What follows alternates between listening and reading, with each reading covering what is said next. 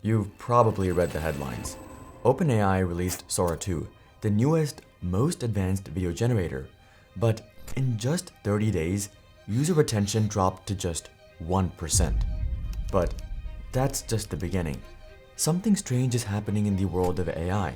After Microsoft announced big AI spending, their market cap fell by $360 billion in just one day. CEOs are pleading with people to stop being so negative, and people just aren't using AI tools like they used to. What's happening? Is this giant experiment finally about to come crashing down?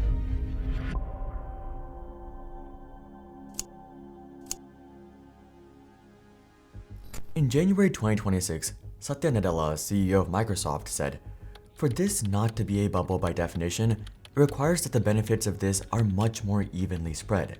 A telltale sign of it's a bubble would be if only tech groups were benefiting from the rise of AI, rather than companies in other sectors." He also asked people to stop calling AI slop. Pretty weird things to say if you spent $200 billion since 2024. Jensen Huang is also doing something similar. "I think we've done a lot of damage with very well-respected people who have painted a doomer narrative and a world narrative, science fiction narrative. It's not helpful to people, it's not helpful to the industry, it's not helpful to society, it's not helpful to the governments." So why are the faces of AI suddenly so insecure about AI? Well, it gets much weirder. If you've been tracking big tech lately, you've probably noticed this. Nvidia for the past several months has actually just been going sideways. And some AI plays have been tumbling hard, like Oracle. After they peaked with their big OpenAI deal, their stock has fallen over 50% in the last 5 months. But the worst might be in Microsoft's most recent earnings report. This was a great earnings report. Azure Cloud grew 39%, and revenue was up 17% to $81 billion this quarter alone. Both of those were higher than expectations. But after they announced this, Microsoft's market cap fell $360 billion in one day. Even though revenue was higher than expected, after a week, their market cap had fallen by over $500 billion. What happened? Well, their capital spend was up 66%, $37.5 billion spent in just one quarter. 2/3 of it was on chips, GPUs, and CPUs. Spending for AI. It turns out that investors aren't actually happy about the AI money pit. One big obvious issue is that revenues are up 17%, and the cost of revenues are up 19%. So if that is a new long-term trend, that is one of my concerns. And the results of Microsoft's big AI projects are even more confusing. Right after, Oracle announced a plan to spend $50 billion on AI in 2026, and their stock fell. Investors have grown wary of the rising costs for Oracle's AI push and the time needed to see payback. But something that makes all this worse is Nvidia. Their original plan last year was to invest up to $100 billion into OpenAI. But just recently, Huang is walking that back and said, no, nothing like that, and that the agreement was non-binding and not finalized. OpenAI is the biggest customer, which is why all these companies pour billions into it. But OpenAI doesn't have any money. According to the Wall Street Journal, privately, Huang has criticized what he has described as a lack of discipline in OpenAI's business approach and expressed concern about the competition it faces from the likes of Google and Anthropic. Revenue passed $20 billion in 2025, up $6 billion from 2024, but its total cash flow projection is, wait for it, negative $143 billion. They don't expect to be profitable until 2030, and they might run out of money by 2027. These are essentially OpenAI suppliers who are funneling money into their biggest customer who will send it back to them for cloud, GPUs, and other things to keep ChatGPT alive. Amazon, Nvidia, and Microsoft are talking about investing $60 billion into OpenAI, but this is barely enough to feed this monster with an endless hunger. This whole system is beginning to wobble, and it's not just investors who are worried. Senator Elizabeth Warren wrote that OpenAI has committed to more than $1 trillion in spending despite not yet turning a profit, and appears to be seeking government assistance should it prove unable to pay its bills. Ironically, it's something that both Democrats and Republicans seem to agree on. The government does not want to bail out the startup that needs unlimited money. OpenAI denied this, though confidence wasn't helped by their CEO, suggesting taxpayers should backstop the company's heavy infrastructure investments, even if she quickly walked it back. But OpenAI, Microsoft, and Nvidia have another bigger problem, which is making investors question this entire gamble.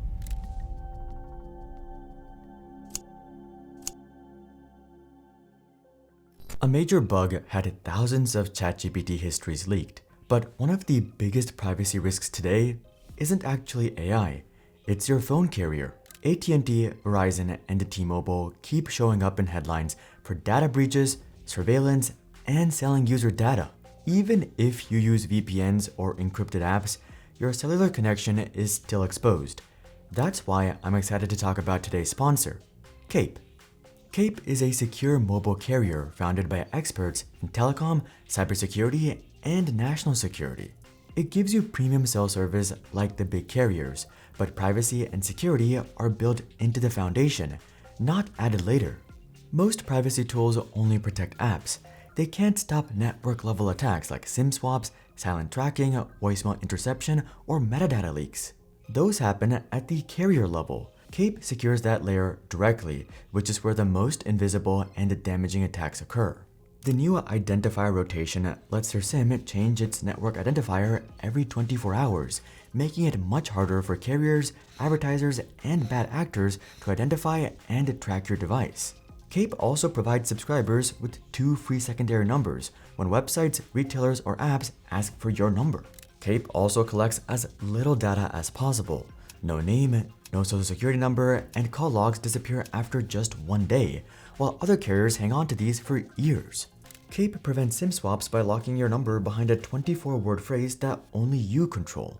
On top of that, Cape blocks signaling attacks, encrypts voicemail, and keeps payment info tokenized, so your identity is never tied to billing.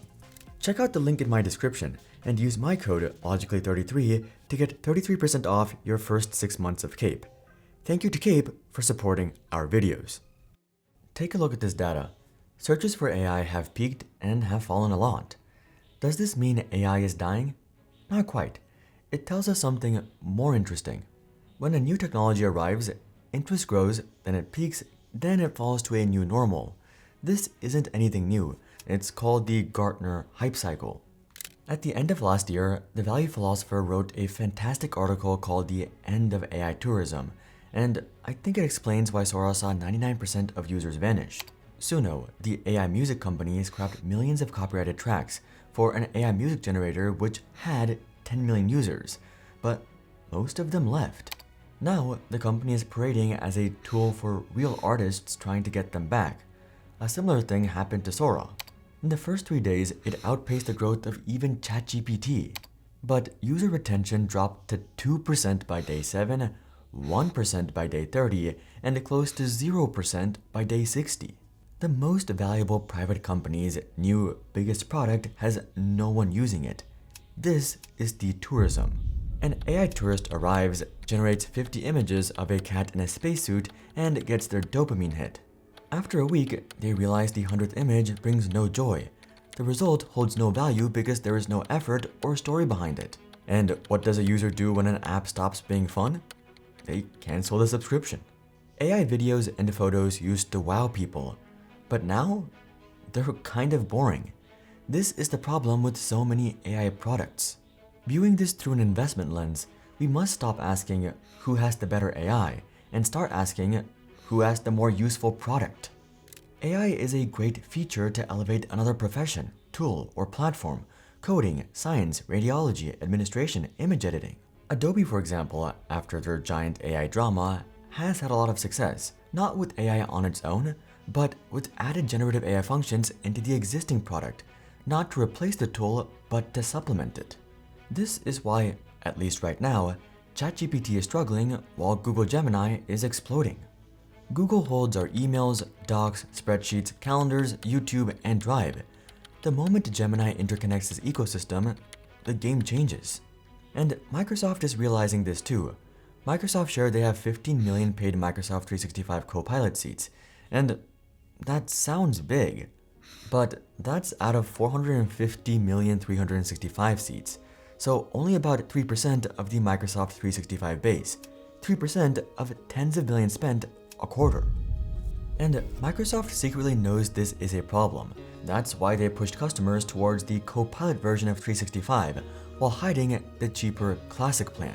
This is after they rebranded 365 as Copilot 365, after no one was using Copilot. And it's not just regular consumers either. More than half of CEOs surveyed by PwC last month reported no revenue or cost gains from AI. But as we move down into the Trough of Disillusionment, we still have the massive cost of generative AI. With so much spend, AI can't just be a niche product for a handful of users.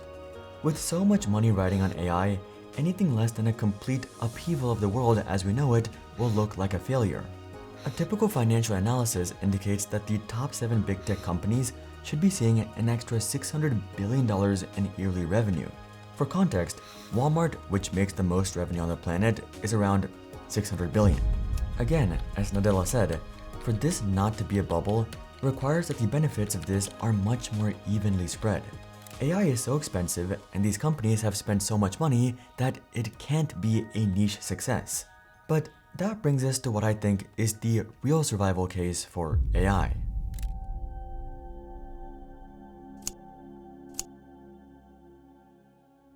If you're tired of the AI bubble like I am, subscribe, and we can follow what happens together.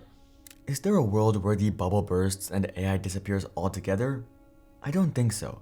But there is something Jensen Huang said that I do agree with. You reason from first principles, not surprisingly, the number of radiologists have gone up.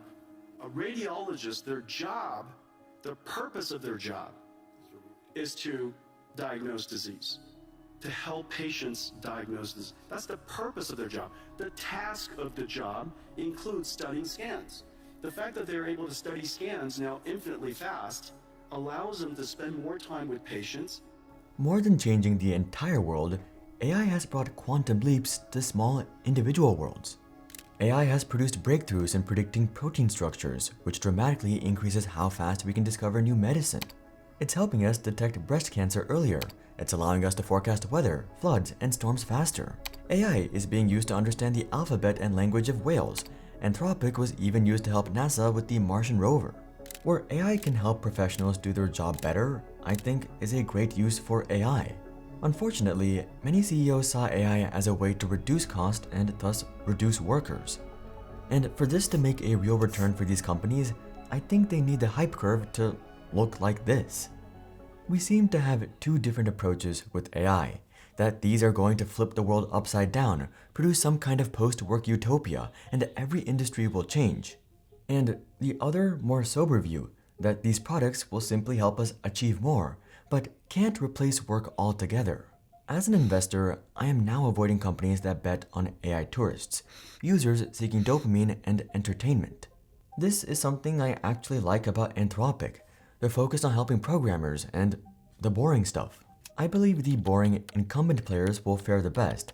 Companies that are already established, possess a strong brand, and most importantly, a massive user base that is locked into their ecosystem by their work. For Adobe or Google, AI is not the product, but just another feature that makes their existing product even more indispensable. I actually think a bubble bursting is good for the future of AI, and it seems people are starting to come to their senses. Now, could all of this be a small trough and these companies convince investors of a big new return and somehow the market cap climbs back even higher? Maybe, but I think we're moving into a more sober, realistic AI world. Ironically, the ones who might bring all this lunacy to an end might be shareholders.